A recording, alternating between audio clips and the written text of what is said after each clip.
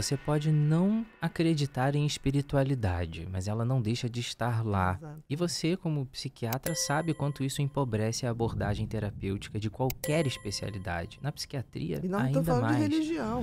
Religião é uma Exatamente. escolha de pessoas que arrumaram uma forma de exercer sua espiritualidade de acordo com o que lhes faz bem ou que culturalmente lhe é favorável, seja o que for.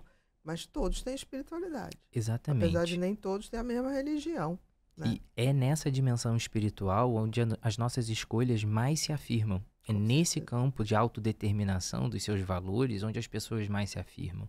E se a gente negligencia isso, a gente vai diminuindo o nosso comportamento e vai parecendo mais com um chimpanzé do que a gente deveria, né? E muita gente está tratando o ser humano hoje no consultório como se ele fosse um chimpanzé. E isso Uhum. é um grande problema. E nós vemos isso nas crianças, nos adolescentes e nos adultos, né? Quantos adultos estão aí dando trabalho na terapia há 10, 20, 30 anos e o que falta a ele é ter uma dimensão espiritual que permita a ele organizar e integrar toda essa visão de mundo numa coisa, numa força integradora que nós chamamos de caridade, né? Uhum. No catolicismo, que é o amor. Uhum. Então, esse Que é elemento é universal. muito fundamental, né? No final das contas, e isso é muito importante. E graças a Deus que nós temos isso, porque senão nas mesmas condições de um cachorro, nós reagiríamos como um cachorro, mas a gente não faz isso, e graças ao nosso espírito. É verdade. Isso é tão interessante porque eu vejo às vezes essas discussões, mas as dimensões humanas estão aí. Exatamente. Queira a gente acreditar ou não. Durante muito tempo a gente não acreditava na biologia do existir físico, porque a gente não tinha acesso. Exato. Quando a gente não sabia que uma célula e outra célula se juntavam, davam uma terceira que se reproduzia que nem uma louca, porque o início da vida é quase um câncer, só que tem que estar gerando vida. Porque duas células se juntam e Exato. aquela mórula. Eu me lembro é um- quando eu fui estudar em biologia, eu olhei e falei assim, gente, que loucura, como é que se trouxe de uma rapidez? Ela só não é patológica porque está gerando a vida. Não, e é maravilhoso, tantos E lindo. processos Como é que fisiológicos aquilo para? acontecendo Como naquilo é que ali. aquilo vai indo célula para formar o pulmão, indo célula para formar a coluna, indo célula para formar o tubo digestivo? É um grande mistério e é lindo demais. É inacreditável e é impossível a gente olhar e falar, é o acaso. Exatamente. Um acaso não se repete Exatamente. tantas vezes. E aí a gente olha, né, as pessoas assim, mais sentimentalmente apegadas a uma explicação puramente material e que descartam o elemento espiritual. E aí eu critico essas pessoas no sentido de a gente não pode achar que o ser humano é um conjunto de acidentes que aconteceu ao longo de milhares de anos e que a gente é um monte de nãos que poderiam ter acontecido e não aconteceram e nos tornaram quem nós somos. E a gente também não pode negligenciar esse olhar evolucionista, esse olhar científico para entender que, em parte, também nós somos isso. Todo conhecimento tem que se somar, Exato. não tem que excluir nada. E você vê o quanto esse elemento espiritual, que eu trabalho muito no livro de sexualidade e transcendência, o quanto isso usa esse terreno do nosso corpo como um sedimento para se afirmar enquanto pessoa. Isso é a beleza e a complexidade do ser humano, né? Nós não podemos achar e pautar o nosso comportamento por uma comparação animal simples e superficial. A gente tem que elevar a nossa categoria de existência. Então, muita coisa hoje se perde por causa disso. A gente acha que simplesmente a nossa vida pode ser medida por esse conjunto de reflexos instintivos. Inclusive, na sexualidade, a gente não tem instinto sexual, a gente tem tendência. Porque Exatamente. a gente age sobre ela e se afirma muito nisso. E a gente tem consciência sobre aquilo. Exato. Isso é a beleza da coisa, assim. Só que isso tudo está sendo a todo momento influenciado por elementos físicos, fisiológicos, que a gente muitas vezes desconhece. Né? Exatamente. É um grande caldeirão. Exatamente. Bru, deixa eu botar o livro do Felipe. Olha aí ele. Vamos lá. Dr. Felipe Duarte. Amor, Humano e Sexualidade. Uma visão transcendente. Plus Edições. É da Pius. Pius Edições. Pius. É. Tá pouco separadinho ali, né? Pio. Exato. Pius Edições. Tá. O que você tem aí nesse livro para as pessoas que se interessarem poder acessar? Tá vendo aonde? Isso, o livro está à venda em várias plataformas, inclusive na Amazon, no Uhum. site da Pios, ele está lá Da à venda Pios. também. Uhum. Eu tenho meus links na minha página também do Instagram, conduzindo para lá, para quem Perfeito. quiser aprender um pouco, conhecer um pouquinho mais. E esse livro surgiu de tudo isso que a gente está conversando, e esse olhar que me mostrou durante algum tempo que, cara, tá faltando alguma coisa na visão como a gente olha para a sexualidade hoje, porque tá faltando alguma coisa na maneira como a gente olha para a Tá pessoa faltando humana. peça no quebra-cabeça. Exatamente, e a gente fica tentando tratar baixa libido, também um efeito da pílula, um malefício, né? Um efeito colateral muitas vezes inevitável, a gente ainda pode conversar mais sobre isso, e a gente tá faltando o olhar para a alma humana quando a gente quer tratar disfunções sexuais, né? A gente fica querendo buscar um remédio que aumente a libido, a gente quer buscar um remédio que tire a dor na relação, a gente quer buscar um remédio que nos ajude a ter mais orgasmos, por exemplo, e não é assim. Nós somos os seres extremamente complexos e se a gente não acessa essa interioridade humana, a gente não vai reabilitar a sexualidade de ninguém. E claro que na beleza da existência humana, a gente tem que olhar que nós somos seres contidos em uma realidade temporal, finita, com uma sede de um monte de coisas infinitas e que não se dissolve com o tempo. Nós católicos chamamos isso de eternidade, de paraíso, né? Que resume a perfeição de tudo isso que é Deus. E a gente busca o tempo todo esse Deus, em tudo aquilo que ele representa, no seu amor, na sua justiça, né? Na sua esperança, na sua misericórdia, em tudo isso. E isso, de fato, são coisas que transcendem o tempo. E é isso que a gente vai carregar, né, para essa nossa outra realidade. Mas nós, por enquanto, estamos contidos com todos esses desejos e anseios disso tudo num corpo. São João Uhum. Paulo II, que é um grande filósofo do nosso tempo, muito menosprezado e que me deu grande substrato para que Pra esse livro fazer. existisse, ele foi um filósofo personalista acima de tudo. Ele investigou a alma humana com um olhar científico. E ele fala muito sobre esse elemento, do quanto a sexualidade é bem-vinda para o homem, porque o corpo revela o homem. E se a gente vai se aprofundando nisso, a gente chega, por exemplo, livre de qualquer preconceito, de olhar para a Bíblia como um livro sagrado, mas um livro também de investigação filosófica, que nos traz elementos antropológicos milenares para tentar explicar por que o homem tem desejo. Quando a gente olha para o livro do Gênesis e vê Adão e Eva, aquilo ali, cada pequena frase daquele processo de conhecimento do homem e da mulher revela uma infinidade de uma filosofia ética, moral, sobre sexualidade e uma grande investigação antropológica.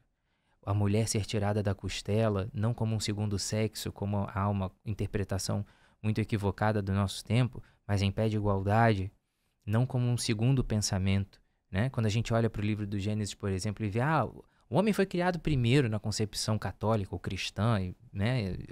Os judeus também olham para isso, porque é uma visão machista, não tem nada a ver com isso, porque quando o autor do livro do Gênesis coloca lá que Deus criou tudo, criou o homem e ele deu nome a todas as coisas, parece que é um trabalho burocrático, mas não é.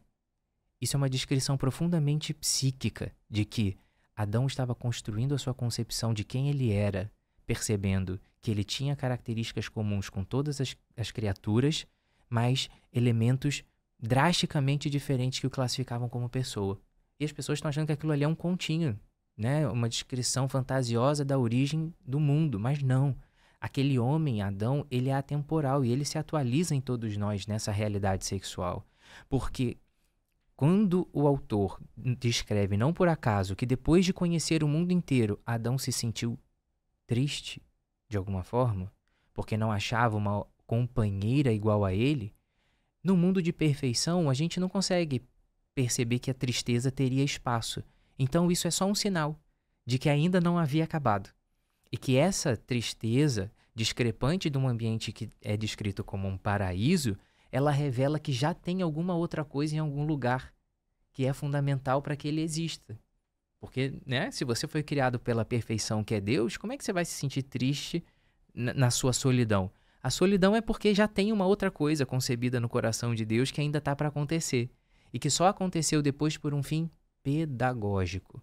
A mulher vem, E é bonito da gente ver que nada é por acidente. Quando o homem está Adão está naquela tristeza descrita, ele cai num sono profundo. E isso acontece ao longo de todo o Antigo Testamento, quando algo de muito grande está para acontecer na vida daquele sujeito.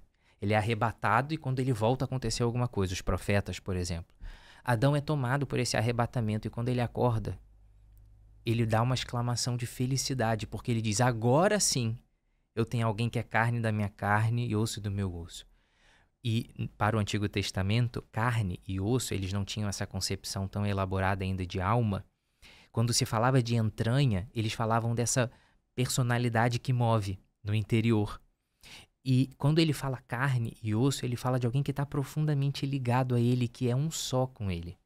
E isso guia toda uma possibilidade. Antes de ser uma diferença, né? É uma diferença somática de uma mesma constituição. A solidão original de Adão, ela é pedagógica para ele e para todos nós, de mostrar que esse corpo que nos revela é a matriz que nós temos para perceber que nós nascemos para ter um amor para fora, como Deus foi. Não precisava de nenhum de nós, mas quis que nós existíssemos como um projeto de amor. E o que é o nosso casamento? O que são os nossos filhos? O que é o nosso trabalho se não um legado que a gente deixa de um monte de coisas que a gente não precisaria, mas fez por amor? Amor em diferentes escalas, né? No seu ambiente de trabalho, você tem amor por aquilo e você joga junto com os seus colegas por um bem maior, né? Que é a atuação daquela sua equipe para conseguir aqueles objetivos. Desde fazer uma caneca até você garantir medicações que vão salvar vidas. E nas relações de amizade, a mesma coisa, a gente quer um bem recíproco. E na trama da vida sexual, o homem e a mulher assumem essa plenitude dessa capacidade de interação por um amor que se dá sem se perder. E isso é muito louco, né? Quando uma pessoa chega com disfunção sexual, muitas vezes ela só não tem consciência disso tudo. E o caminho de cura, esse caminho terapêutico, psicoterapêutico, muitas vezes está escondido aí dentro. Por todos esses elementos que ela negligenciou e achou que o mundo era só uma matéria muito frustrante, muito chata, muito, né? Se tudo vai acabar desse jeito assim, eu não tenho por que buscar alguma coisa melhor. Mas não, tem uma coisa muito melhor aí que desde o princípio revela essas sutilezas aí. E foi daí que a gente começou todas essas descrições. Você coloca como a sexualidade como uma forma de entender toda essa complexidade humana. Exatamente, um sentido maior. Quando a gente fala, né? Quando Jesus fala no Sermão da Montanha, bem-aventurados os puros de coração, porque verão a Deus, isso tem um poder muito além de uma religiosidade. Né? Quando ele fala, na verdade é o Sermão das Bem-aventuranças, né? Que ele fala isso. Isso tem um valor muito importante e transcende todos esses elementos, né, de religiosidade. Porque Jesus está querendo revelar naquele momento que a pureza é essa capacidade, é uma derivação da castidade, dessa virtude da castidade, que no final das contas permite que a gente olhe para o ser humano além daquilo que ele tem a oferecer. Mas com um olhar verdadeiramente apaixonado pela condição humana e por aquela pessoa específica que nós amamos. É o amor que não transforma o indivíduo num objeto para si, mas uma fonte, uma oportunidade de entrega, uma extensão de si mesmo. De si mesmo e de exercício de amor. E por com o outro. Exato. E por que Jesus fala que os puros de coração verão a Deus? Porque Deus é uma pessoa.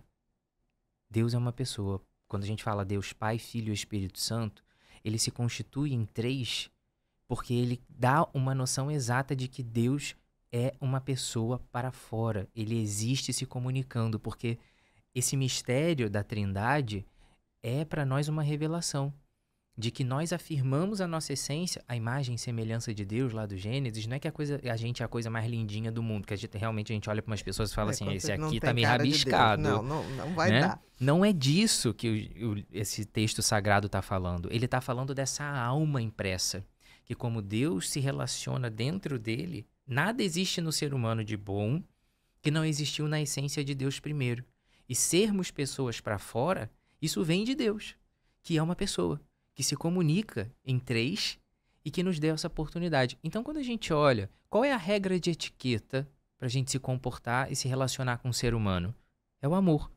Que essa capacidade da gente olhar para ele é aquele casal que a esposa vai passar por uma fase de câncer terminal e ela não vai ser abandonada nessa fase, porque aquele homem percebe que a natureza sexual física, ela murchou um pouco. Uhum.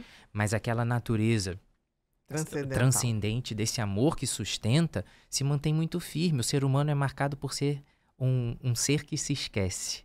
E quando a gente tem esses valores eternos que sustentam a humanidade, a gente não se deixa levar por essas intempéries da vida. E quando Jesus fala, os puros de coração verão a Deus, porque somente através dessa pureza, dessa capacidade de se atrair por um ser humano, além daquilo que ele parece, daquilo que ele sensualiza, mas do valor que ele tem na sua alma, quando a gente chegar na eternidade, a gente vai encontrar uma pessoa eterna, o ser por excelência. E se a gente não se acostumou a fazer isso com seres humanos, a gente vai se aproximar de Deus por interesse. E não tem um lugar lá em cima muito bom, né? Na verdade, não é lá em cima para as pessoas que se aproximaram dele só por interesse, querendo sentar no lugar dele. Uhum. Isso foi representado no livro do Gênesis por esse fruto proibido que a gente insiste em provar. Sereis como deuses, né? Então, os puros de coração são aqueles que estão efetivamente conscientes dessa sua posição diante de Deus. Ou que exercem um amor independente do... Exatamente.